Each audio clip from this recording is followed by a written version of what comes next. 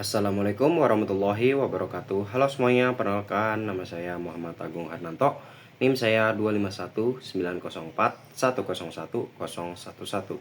Saya dari Prodi Rekayasa Perancangan Mekanik di Fakultas Teknik Kampus Vokasi UNED Jubung. Di sini saya akan menjelaskan siklus Otto, yaitu yang mencangkup definisi dari siklus Otto, terus manfaat dari mempelajari siklus Otto, dan tidak lupa kita menjelaskan contoh soal dan juga jawabannya. Oke, jangan kemana-mana ya, kita langsung ke definisi dari siklus Otto. Nah, siklus Otto menjelaskan bagaimana energi kimia dari bahan bakar diubah menjadi energi mekanik melalui proses pembakaran di dalam silinder mesin. Dalam siklus ini, campuran udara dan bakar dikompresi, dibakar, diekspansi, lalu dibuang secara berulang. Nah, siklus Otto ideal terdiri dari 4 proses utama yang biasanya dikaitkan dengan 4 langkah piston pada mesin bensin, yaitu proses-proses dalam siklus Otto atau ideal. Yang pertama yaitu kompresi isentropik, yaitu campuran udara dan bahan bakar dikompresi di dalam silinder. Yang kedua, tidak ada pertukaran panas atau isentropik. Yang ketiga yaitu tekanan dan suhu naik secara signifikan. Nah, proses yang kedua yaitu penambahan panas isochorik atau volume tetap. Nah, prosesnya yaitu campuran udara, bahan bakar dibakar dengan percikan api atau spark. Nah, volume tetap atau piston tidak bergerak tapi tekanan dan suhu meningkat tajam. Nah, proses yang ketiga yaitu ekspansi isentropik atau langkah daya. Yang pertama yaitu gas hasil pembakaran mengembang mendorong piston ke bawah. 2. Terjadi konversi energi panas menjadi energi mekanik. Yang 3. Proses ini juga tanpa pertukaran panas atau isentropik. Nah, yang ketiga, proses yang ketiga itu pembuangan panas atau isocherik atau volume tetap. Nah, di sini gas buang melepaskan panas pada volume tetap atau piston di titik mati bawah kembali naik. Nah, setelah itu siklus kembali ke kondisi awal. Nah, diagram siklus Otto yaitu siklus Otto sering digambarkan dalam diagram PV atau tekanan volume menunjukkan hubungan antara tekanan dan volume gas dalam silinder. Nah, yang kedua itu diagram TS atau temperatur sampai entropi menunjukkan perubahan energi dan efisiensi termal. Nah, pada diagram PV bentuk siklus Otto menyerupai loop tertutup dengan dua proses vertikal atau volume tetap dan dua proses melengkung atau isentropik.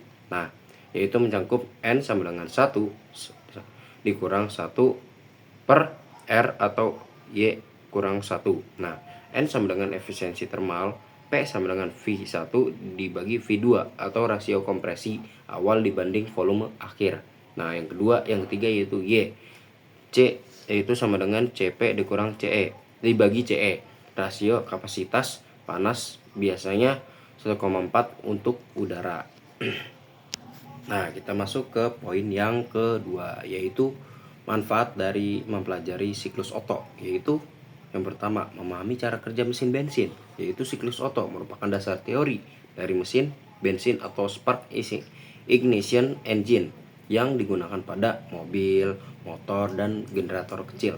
Mesin pembakaran dalam industri di kendaraan ringan. Nah, seperti motor dan mobil tadi ya, guys. Nah, dengan mempelajari kita dapat memahami bagaimana proses isap, kompresi, pembakaran, dan juga pembuangan bekerja secara termodinamika di dalam silinder mesin.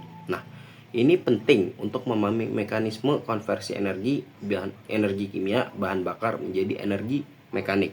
Nah, yang kedua yaitu dasar perancangan dalam dan analisis mesin pembakaran dalam siklus Otto menjadi acuan utama dalam perancangan mesin bensin, terutama untuk menentukan rasio kompresi optimum. Kedua, menghitung daya dan efisiensi mesin. Nah, dan yang ketiga yaitu menganalisa kinerja termodinamika atau kerja panas masuk, panas keluar, dan efisiensi. Oke, jangan kemana-mana, tunggu video saya berikut ini. Wassalamualaikum warahmatullahi wabarakatuh. Assalamualaikum warahmatullahi wabarakatuh. Di sini saya akan menjelaskan soal dari siklus Otto, yaitu diketahui rasio kompresi R sama dengan 8. Hitung efisiensi termal ideal siklus Otto N dalam kurung N dikali buka kurung Y sama dengan 1,4. Nah, ini kita penyelesaiannya ya guys. Nah, di sini kita masukkan rumus dulu. N sama dengan 1 dikurang 1 per P Y dikurang 1. Nah, kita langsung masukkan saja ya guys. N sama dengan 1 dikurang 1 per, ini kan 8. Ini 8 R-nya. Terus 1,4 dikurang 1. Nah, ini sama dengan 1 per 1 per 8 kali 0,4.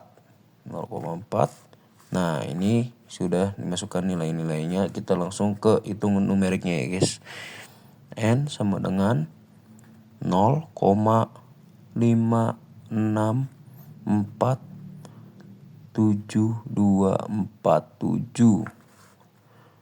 Nah, itu sama dengan 56,47%.